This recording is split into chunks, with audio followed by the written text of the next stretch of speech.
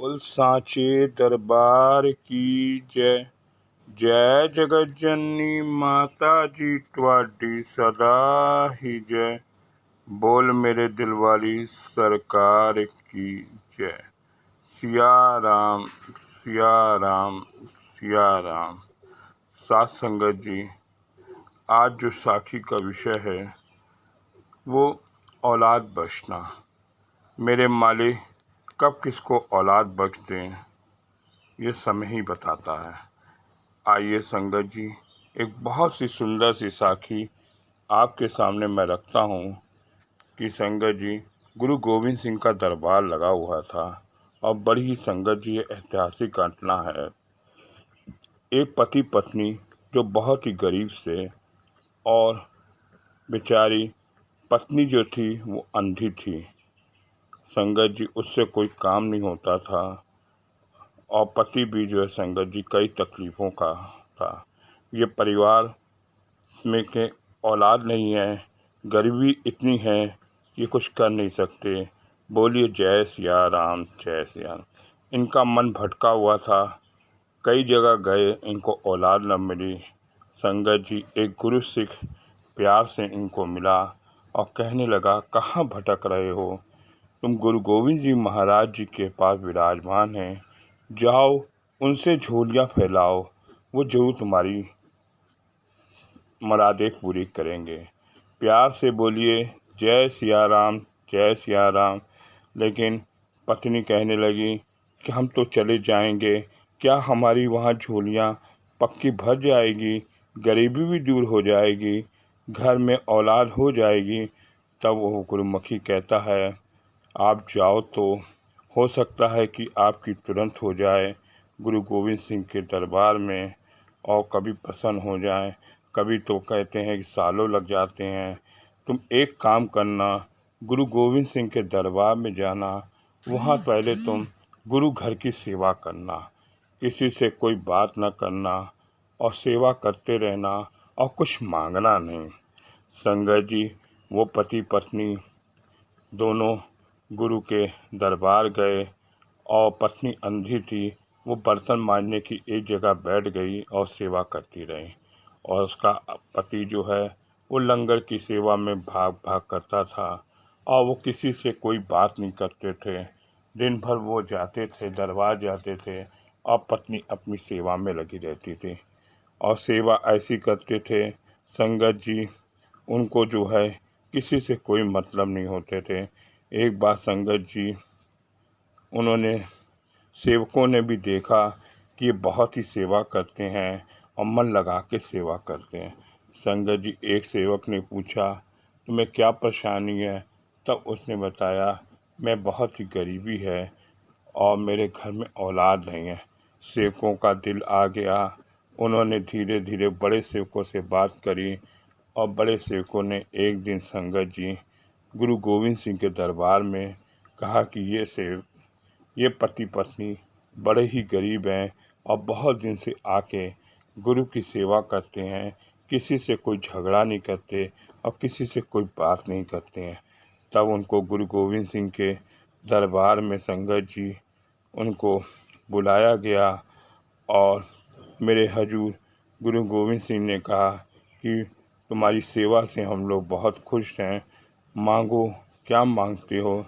तब उन्होंने कहा कि पति ने कहा कि ये अंधी है मेरी पत्नी और जो मांगेगी वही मांगेगी। तो गुरु गोविंद सिंह जी ने कहा कि जो मांगना है एक ही चीज़ मांगना और एक से ज़्यादा ना मांगना, मैं एक ही शब्द में ही तुमको जो है वरदान दूंगा। प्यार से बोलिए जय सिया राम जय सिया राम। तब कहती है संगत जी, नानक पंजाबी में अक्षर है कि थोड़ा एक लाइन में सब कुछ मांगो। कहती है, कर दी बिनती गुरु का, भिक्षा उसका नाम भिक्षा था, सोने की मधानी हो, अपनी बहू को दही सकते देखूं। प्यार से बोलिए धन गुरु नानक जी। गुरु नानक जी की एक लाइन में संगत जी उसने मांग लिया। आप ही सोचिए कि घर में सोने की मधानी से वो दही मथे और उसकी बहू और पोता संगत जी पाए, कहाँ संभव हो सकता है। आपके घर में क्या सोने की मधानी हो सकती है? उसने ऐसा मांगा कि सोने की मधानी तभी होगी कि जब घर में पैसा आएगा और पोता संगत जी दही मथ के खाए और बेटा भी हो जाए और बेटे की शादी होगी और पोता भी हो। संगत जी, उसने एक लाइन में संगत जी सब कुछ मांग लिया और इस तरह से मेरे हजूर गुरु गोविंद सिंह जी ने उसकी हर सेवा को पूरी करी और दर्शन दिया और संगत जी उसके घर में औलाद हुई। आइए संगत जी, एक सुंदर सी साखी है जबलपुर में। हजूर अपने जन्मदिन के जबलपुर में संगत जी संगतों को दर्शन दे रहे हैं। संगत हाल में सजी हुई है, सफ़ेद चोला, सफ़ेद पैजामा, नूरी मुखड़ा, चेहरे पर इलाही तेज था। भाग्यशाली दूर दूर से संगत जी आकर दर्शन कर रहे थे और अपने भाग बना रहे थे। बड़ा ही खुशी का माहौल था। अचानक हजूर जी ने मुझको आवाज़ दी कि जिस मकान में तू किराएदार है उन दिन चंडीगढ़ में आकर स्वर्णकोर बच्चों की छुट्टियां लेकर संगत जी आ जा। और हजूर के चरणों में गुरदयाल सिंह का सारा परिवार गुरदयाल सिंह समेत बड़ी खुशियों से प्रसाद ले रहा था। महाराज जी ने मेरे को हुक्म दिया कि रोशन लाल कपड़े वाले, वैसे तो वो टेलीफोन विभाग में अफसर थे, पर टाइम पर राजी से संगत जी बेदी नगर से 10 किलोमीटर दूर थे। कपड़े की दुकान में काम करते थे। कई साल हो गए थे उनकी शादी को, उनकी औलाद नहीं हुई। बुला लाओ। उनका मकान महाराज जी के सड़क पर पार था। मैं पति पत्नी दोनों को बुला लाया। उन्होंने आकर बड़े अदब से नमस्कार किया।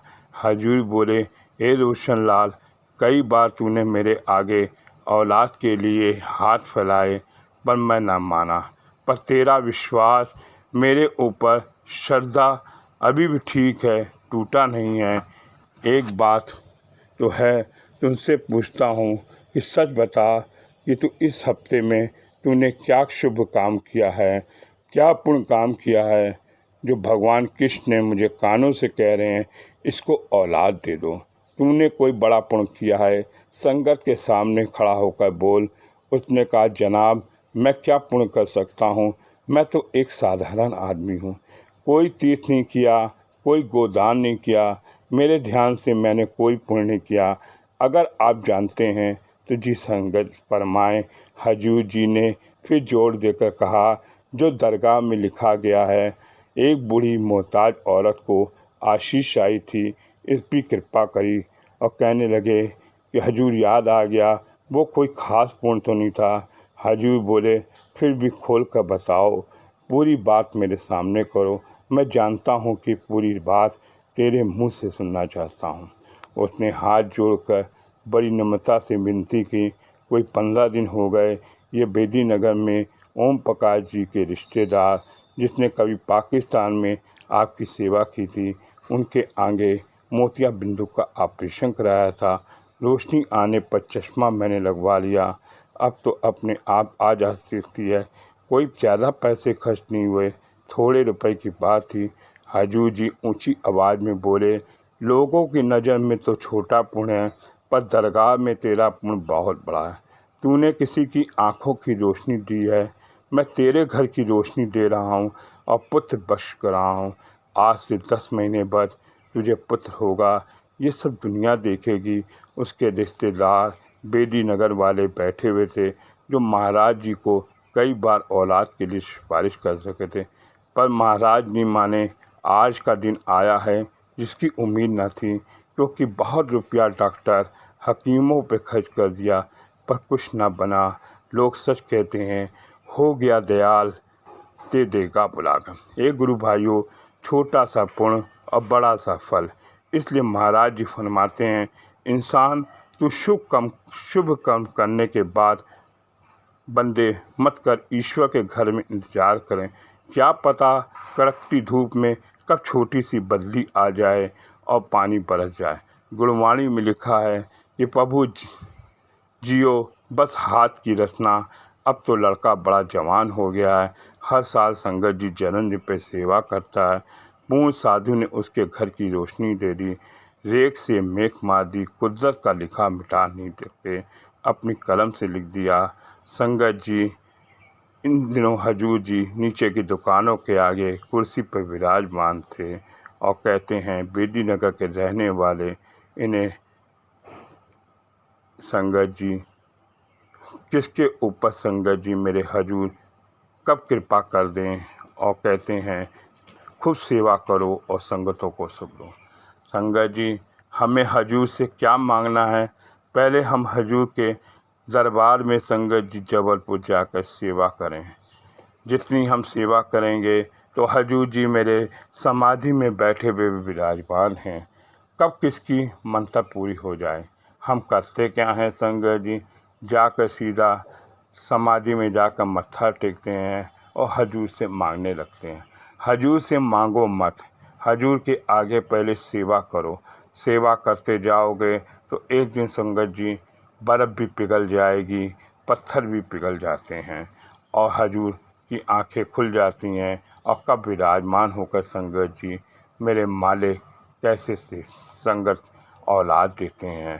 बोल सांचे दरबार की जय, जय जगत जननी माता जी ट्वाडी सदा ही जय। बोल मेरे दिल वाली सरकार की जय। सिया राम सिया राम सिया राम।